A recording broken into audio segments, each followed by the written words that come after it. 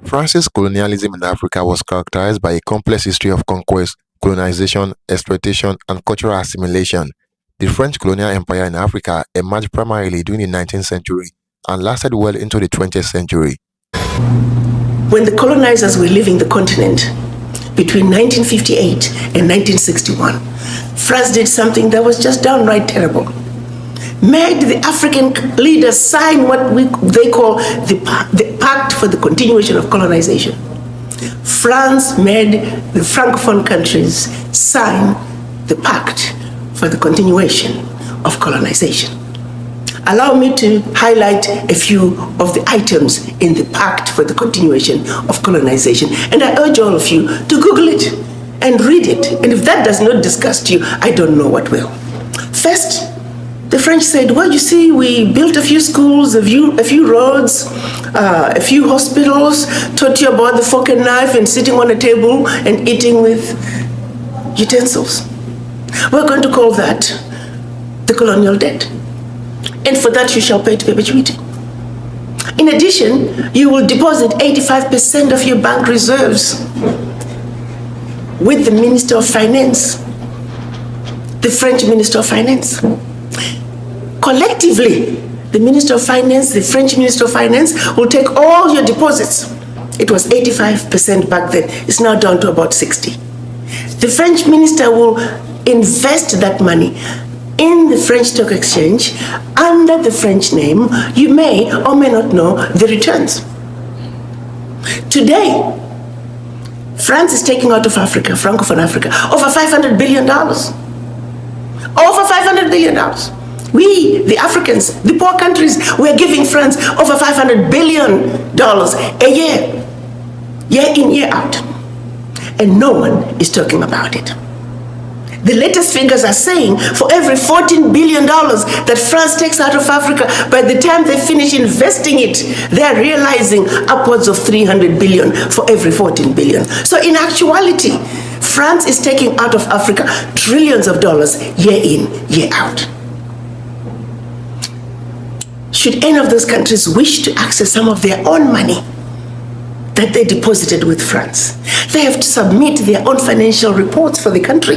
And if approved, they can only access up to 20% of that money as a loan at commercial interest rates. Figure that one out. That is our reality. It gets better.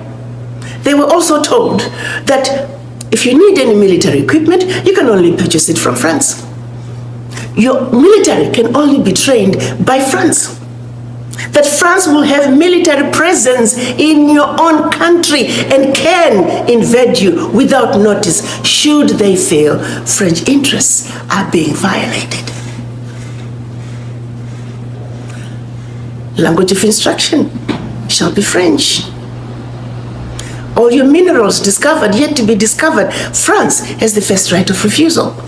All the contracts, big contracts, private and public, French companies have the first right of refusal. And my brothers and sisters, sons and daughters, if you were to go home and run for president, and your first day in office, your chief of staff comes to you and say, oh, by the way, Mr. President, Madam President, before you start, I must read you the do's and don'ts as stipulated by the Pact for the Continuation of Colonization. And your chief of staff reads this to you. What power do you have? This is precisely what our colonizers wanted. To leave us in a position that no matter how hard we try, trying to get a leg up is mission impossible. During the late 19th century, European powers, including France, engaged in a scramble for control over African territories. France sought to expand its influence in Africa to rival its colonial rivals, particularly Britain. France employed military force to establish control over African territories, often through a combination of warfare, treaties, and alliance with local leaders. The French military expedition in West Africa, North Africa, and Central Africa resulted in the annexation of vast territories. In some regions, particularly in West Africa, France implemented a system of indirect rule, whereby local traditional authorities were retained but placed under French supervision. This allowed France to maintain control while minimizing the cost of administration. France exploited the African territories for their natural resources, including minerals, agricultural products, and labor.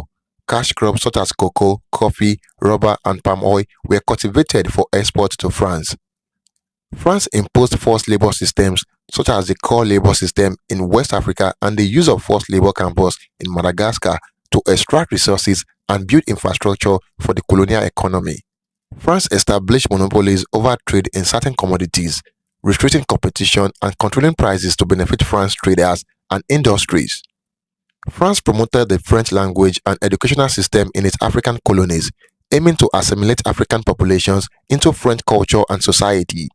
French became the language of administration, education, and allied status.